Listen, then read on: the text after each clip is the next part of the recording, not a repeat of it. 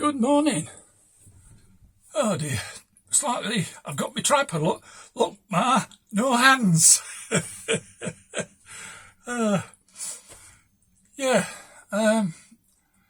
right, I must apologise if I get my words all a bit funny or I sound different or whatever. I'm a bit sleepy. 2 days after my chemo, it's Thursday, and my chemo on Tuesday. Yeah, see him, Keith, Dad, Grandad, and I have to apologise for my phone keep twinging at me. Yeah, I've got advanced metastatic prostate cancer. I've got 4 tumours in my spine. I've got the cancer's moved to my lymph system in my pelvic area. Don't know where else it's gone. I had a 20mm tumour in my prostate, which got mainly removed when they did the TURP operation to help me pee. Transurethral resection of the prostate. And I'm peeing brilliant. It's not bleeding anymore. I'm absolutely, it's fantastic. Have it done if you get the chance. Yeah, so I had my 5th round infusion of the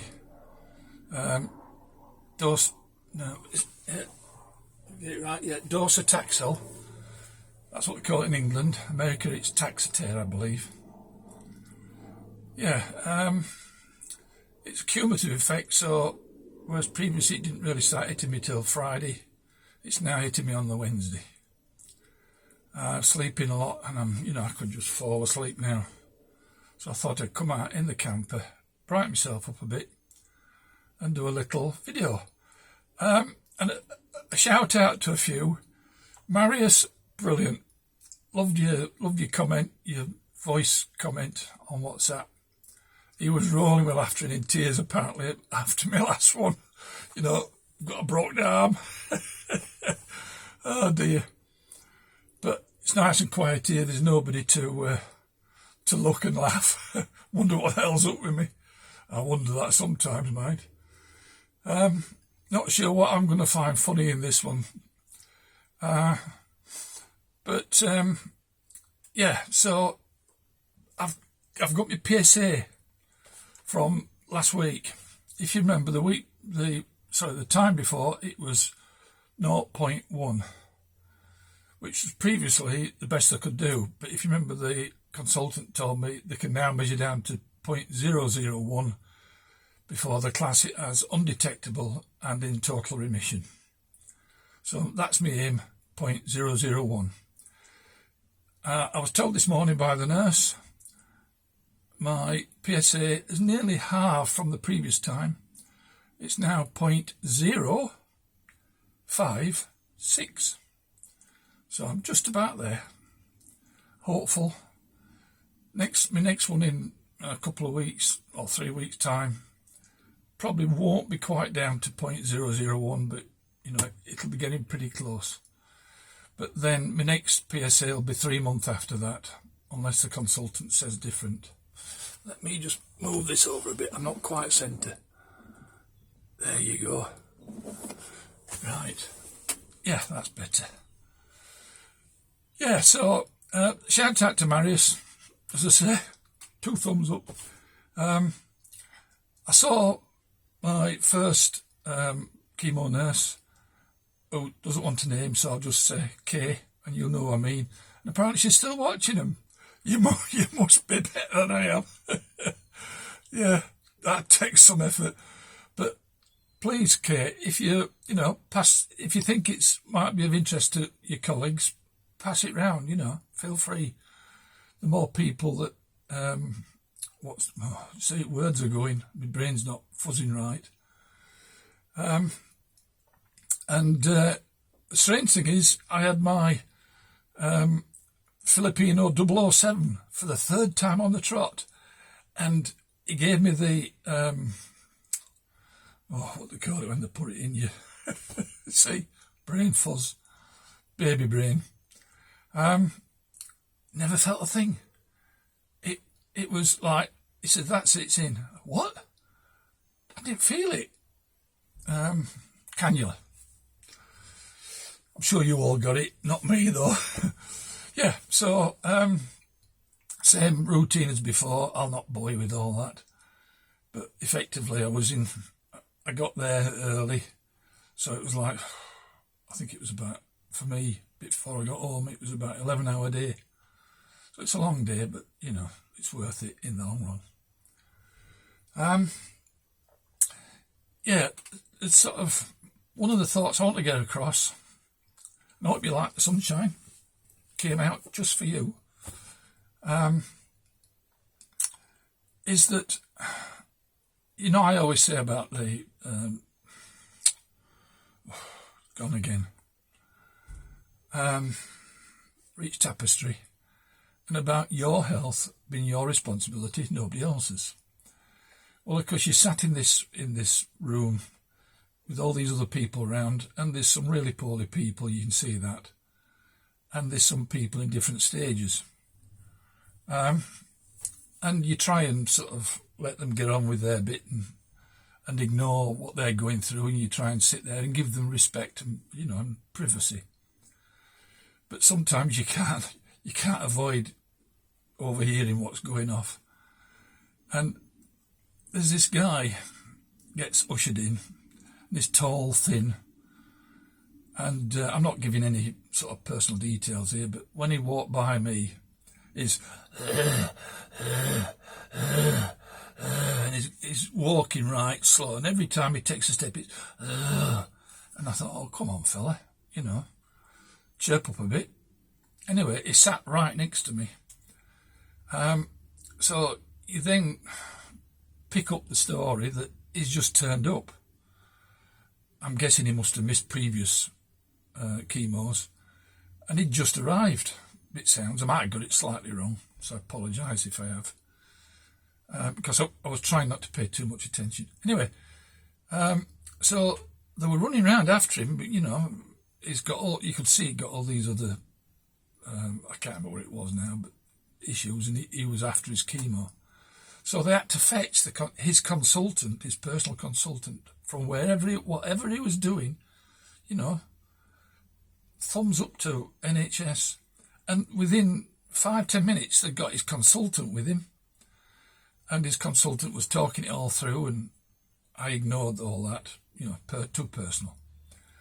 But effectively, the consultant went away, and the nurses were astounded. He'd altered his notes on the computer system and done whatever he wanted, and approved and got the chemo drugs and got him on it.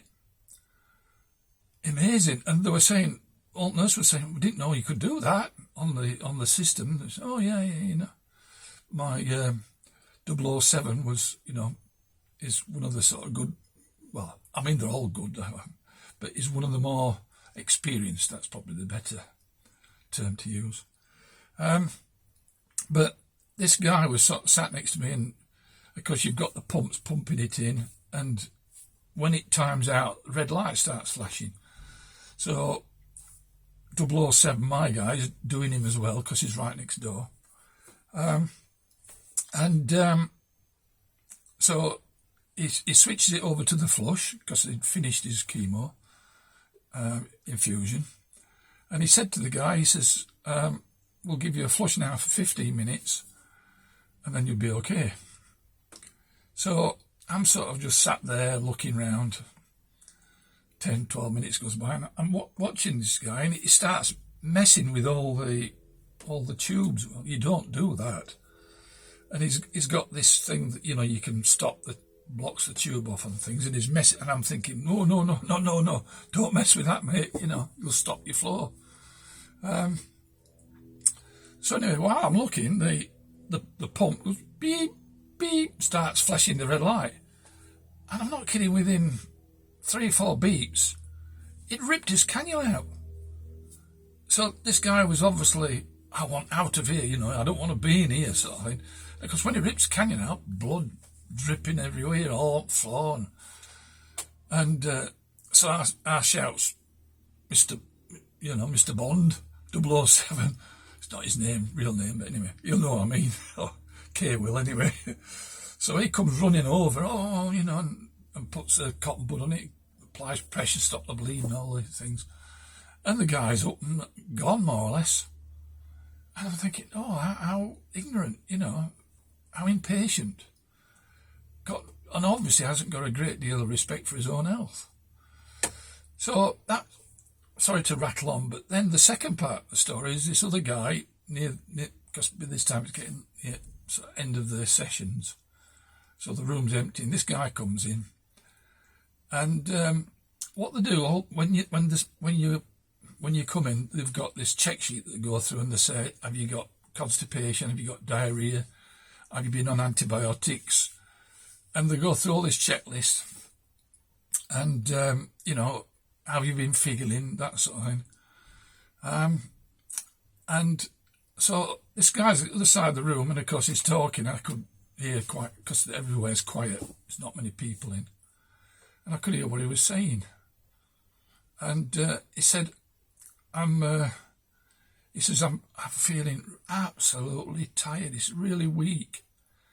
And he says, I've got no strength up here. He says, all my upper body. And I'm thinking, he needs telling that he needs to lift weights in the gym 3 half-hour sessions every week. And that'll bring his upper body strength back, which is what I do. Hey, got my upper body strength. Use me multi-gym. I'll take my top off if you want. So, anyway, no, you probably don't want, because you'll see the man boobs. Little funny bits. Yeah, so anyway, then, so one of the, it's all right, I'm brain fuzz again. Oh dear. Yeah, so the nurse doesn't say out to him about keeping fit, exercising. Should walk half an hour twice a week, gym 3 times half an hour, and keeps your fitness levels up, keeps your strength, and it helps with fatigue, helps with your tiredness. So they then said to it, and of course the nurses can't say those sort of things because they're not there to instruct and advise and diagnose. So they and I respect that, So they then said to him, have you had any tingling in your toes or your fingers? And he says, yeah, I have. He says, and then he starts saying, all my fingertips are all, he says, I've got no strength. He says, I was in the kitchen the other day, he says, I was trying to pull the plug out of the wall. He says, and I got no, he says, I couldn't hold on to the plug with just me thumb and fingers. He says, I had to get my other finger behind the wire. He says, and help me pull it out. He says, that's how weak I am. He says, I couldn't remove a plug in the kitchen. And they said, when did you see your consultant last? He says, oh, last week. Did you say anything to him about it? Well, no, I didn't want to bother him. Oh, what? So then, and I'm thinking exactly the same as the nurses. So the nurses said, when you were told that you were going to go on chemo, were you given the data sheet for your docetaxel? Well, I think so.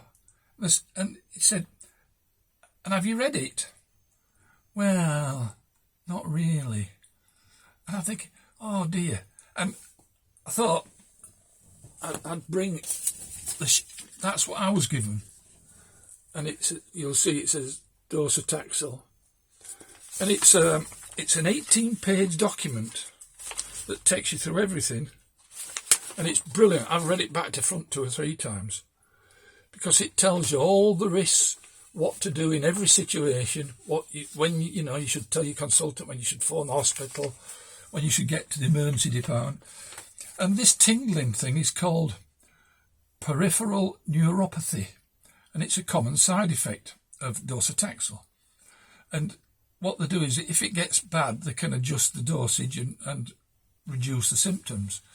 But what it also, if you look at the peripheral neuropathy, it can be permanent if you don't do the right thing, and it can stop you from walking. Literally, all your feet can become paralysed, and you can lose the use of your hands.